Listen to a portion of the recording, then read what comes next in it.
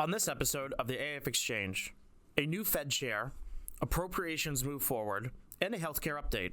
Joining us to break this all down, AAF President Douglas Holtz-Eakin and Director of Healthcare Policy, Michael Baker. Doug, thanks for joining us. Always a pleasure. So let's talk about what everyone has come here to listen to us talk about. That is, of course, Super Bowl 60. Are you excited? Yeah, it's the Super Bowl. Yep. Well, Beth obviously is excited, so you have to be excited. I am by association a Seahawks fan, and very excited about it. Yeah. I think, and I've watched them a fair amount this year. Yeah, so they're a good team. They're a good team. I'm really excited for this. Everybody, of course, knows that I'm going the opposite direction.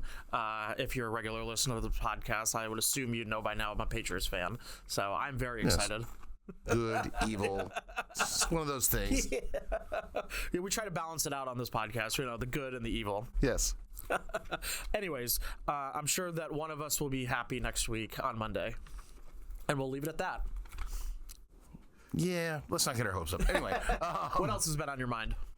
Government shutdowns. I mean, Here we go again. I mean, this is just literally kvetching. I don't understand how a one-day shutdown leads to a delay in the release of the employment report and the JOLTS data. And I mean, it's those things are all done. The surveys are done. It's in the can. I don't understand this. I'm genuinely baffled. Yeah. Has anybody given a reason to why this is happening? No. So it's just a mystery. They're just say, no, because of the shutdown, we're not updating the website, we're not releasing the data, and then they announce new dates, and out it comes. And it shouldn't matter. Right. No one should be so addicted to the employment report that they can't wait a couple of days. I am, however. So, there we have it. There are some other people that are addicted, like maybe the Fed and the regularity of the reports allows you to sort of count on, information at different times in the cycle, so you can make decisions. And we play in some of our products around it. And, Fred's gonna write, I'm gonna write, things like that. So it's a disruption. Yeah. And I don't understand it, and it's been driving me crazy. So let's fund the government. Let's stop this stuff. I mean, but we're funded now. The partial shutdown is over. And we'll get to more of that in a second. Yes. I don't want to get too far down. Let's not get ahead of ourselves. Let's just be unhappy and move on. All right.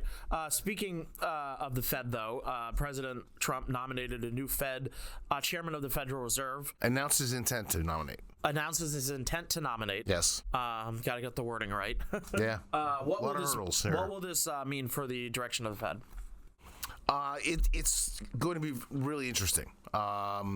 So Kevin Warsh is the choice, and Kevin is both an alumnus. He was on the Board of Governors 2006, 2011, I think, roughly. He's also worked on Wall Street. He's been out at the Hoover Institution in Stanford. So he's worked at the White House. He worked with me in the White House in 2002. So he's got the background, no question about it. He has a record as an inflation hawk. And more recently as a critic of the Fed. He arrives having made the case that there's room for the Fed to cut more, despite being an inflation hawk. So how that gets reconciled is going to be interesting. You can reconcile those if you believe there's a big productivity boom that allows you to get a lot of growth in the supply side, and so you can cut rates and not generate any inflation. So it's possible, but you got to provide the argument. And most importantly, we had 10 members of the FOMC who voted to keep rates where they were because they were happy with the employment outlook, worried about the fact that inflation was above target. He's coming in saying, I'm an inflation hawk, but I want to cut.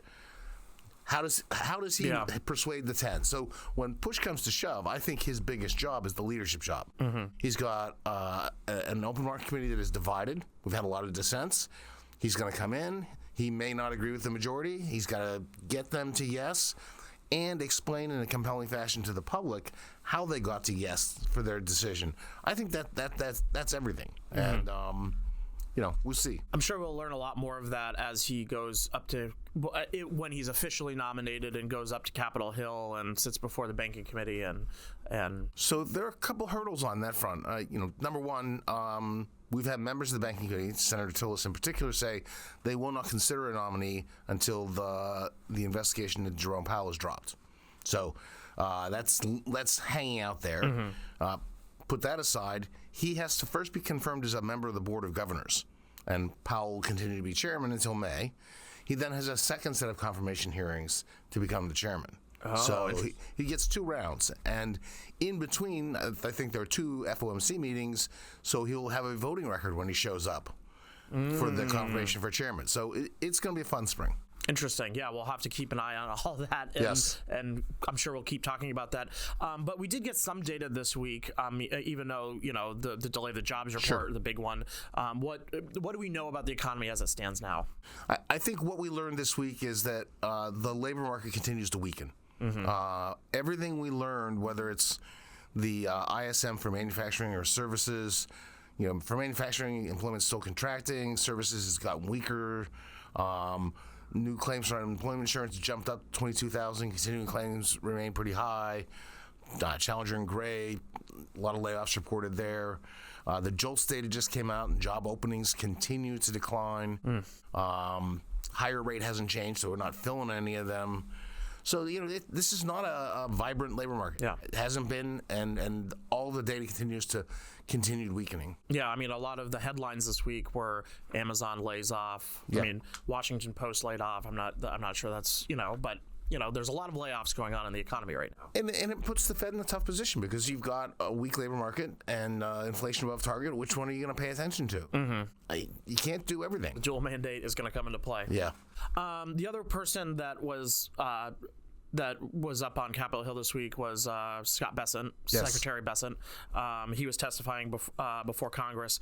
What did he? Is there any good key takeaways from what he said? So the ostensible reason for him to testify was the report of the Financial Stability Council. What did they do this year?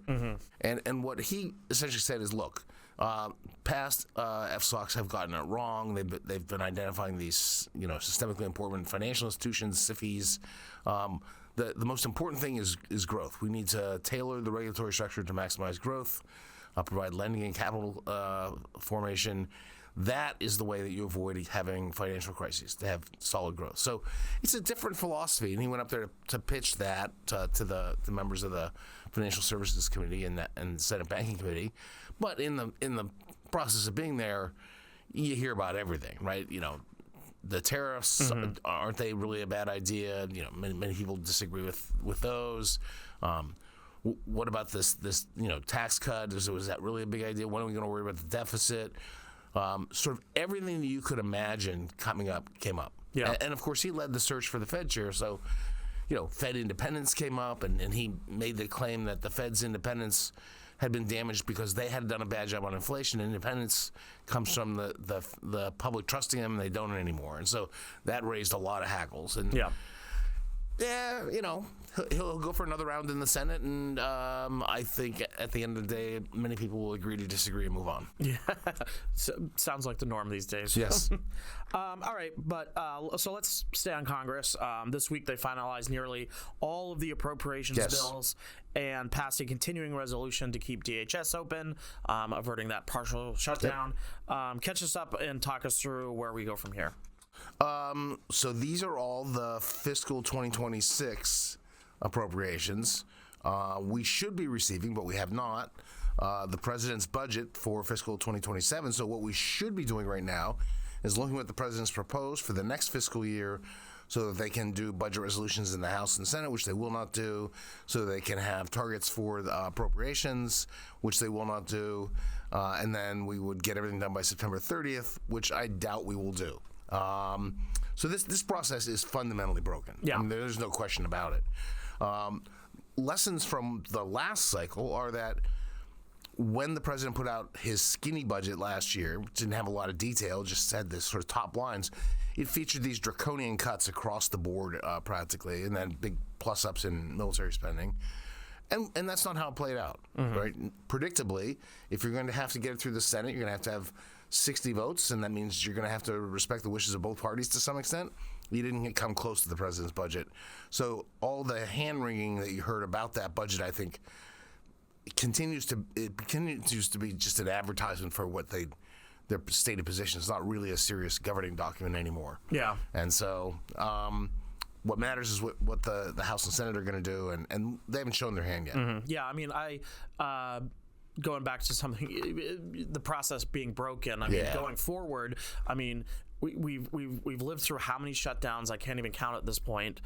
In the last 2 administrations, let alone going back to the 90s. I mean, everyone should be in budget jail at this point, but there's no such thing. So there's no budget jail. It's a shame. And it's not really that the process is somehow broken. If we had a different process, it would be fine. They don't respect any process. They don't care enough to do this job well, and that's the problem. Have they ever done it?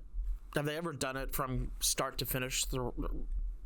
A handful, less than 5 times in the 50 years of the Budget Act. So not something that happens with any great regularity. Interesting. And by the way, all of this is happening as we continue to run massive deficits. We have no conversation about the debt, nothing of that nature. Absolutely appalling to me. We are just being completely irresponsible. I mean, you shouldn't be running deficits that are 5 and 6% of GDP ever, if at all possible, and especially not at full employment when the economy's growing. I mean, we've got a Social Security bankruptcy looming out there in 7 years. We got Medicare trust fund bankruptcies. We're just not taking care of business in any deep way. Yeah, and payments on interest on the debt is still pretty high at this point. I mean, yes. So, anyways, on that fun note, let's do a trivia question. Haven't done one of these in a while. We've had too much to talk about. So I'm excited. I'm getting warmed up. Right. Okay. Obscure. Raising the tariff on South Korea from 15% to 25% would increase annualized tariff costs by an estimated $X billion. 10. 6. So close enough. Oh yeah, man, I nailed that. Come on. Just $4 billion off. Billion here, billion there. A mere 66% error. It's just fine. We're good. But I mean, it really again underscores that this tariff agenda is just costing. The cost of this tariff agenda is high, and it's maddening for the president to continue to talk as if someone else is paying this bill. Yeah. I mean, he was on TV this morning saying, well, yeah, I'm still thinking about taking some of our tariff money and giving people $2,000 checks, because we're collecting money from all over the globe. And it's like, no, you would be giving them back some of the money they sent in. And that's all that would be going on there. And he also talks as if it somehow isn't part of the budget process. Congress would have to vote on those checks. The confusion that surrounds this issue is enormous. Yeah. Well, I'm sure it keeps Jacob up at night and producing a lot of information. So. Yeah, it was his job to run off these tariffs. He's done a terrible job. So. Well, we won't blame him for all of it, but at least on the record. Why not? Good point. Let's just pile on him. Okay. All right, Doug. Thanks for joining us. Thank you. Michael, welcome back. Thanks for having me back. So you've been a little busy recently. There's a lot going on in the healthcare world these days, huh? Never a dull time to be in healthcare. I think that's been true for a while now, but these days maybe even more. But anyways, there is a lot going on, but let's try and limit to just a few topics for today's podcast because we could probably do about a whole series of them on this. You recently wrote about an HHS OIG bulletin on direct-to-consumer drug sales and anti-kickback rules coming as new platforms like the Trump RX enter the market. What are the key takeaways from that piece? Sure. So I think it was a very noteworthy bulletin, but before we get into the specifics, just a half step back to say direct-to-consumer is a very en vogue way to talk about access to pharmaceuticals. We know that access is important to making sure that people can continue to take the meds that they're supposed to take, and drug makers and the administration have leveraged direct-to-consumer channels, or DTC, to ensure that patients can take matters into their own hands and continue to access the drugs that they want or need. What's noteworthy about the special advisory bulletin that OIG announced is that up until recently, there was not necessarily a concern that there could have been that there was an anti-kickback statute violation. And I think it's noteworthy that before Trump RX is launched, and as the administration and drug makers have been pushing individual direct-to-consumer channels, that they felt the need to clarify how those should operate, as people are already beginning to take advantage of them. Interesting. Another issue that has sort of come up in your world, CMS just announced they're moving forward with the third round of drug negotiations. Remind people what that's about, and what under the IRA. Sorry, that was a tongue twister for some reason. Remind people what that's about and what we can expect in this round. Yes, as you mentioned, this is round 3. So in the Inflation Reduction Act, Congress authorized CMS to negotiate drug prices. A lot of hay has been made in the first 2 rounds, and this is the continuation of that. This is noteworthy, though, because this is the first time that Part B drugs, which are generally more expensive, physician-administered drugs, are now included in the negotiations scheme. And a lot of the drugs that are being selected will have a big impact on both patients and the providers that administer them. We still have a long way to go on what it is, on where we end up in the maximum fair prices at the end of this year. But we now begin the observation in earnest about what CMS is looking for and how the industry is going to respond as it continues to be under assault from any sort of government action, it seems. Yeah. So correct me if I'm wrong, but the first 2 rounds of this, the free market did a better job at moving the needle on these drug prices than the government did. Yes. In almost every case, the net price that a person would have paid under Part D plans was lower or comparable to the maximum fair price that was negotiated. So the market had already helped solve the problem of expensive drug prices, and instead the government created market uncertainty and inserted themselves in a way that they simply didn't need to be inserted. So a lot of this, obviously drug prices is big on people's minds. Affordability, we're living in the quote unquote affordability crisis right now. So big picture, a lot of this sounds like a lot of anti-market competition policy for drugs right now.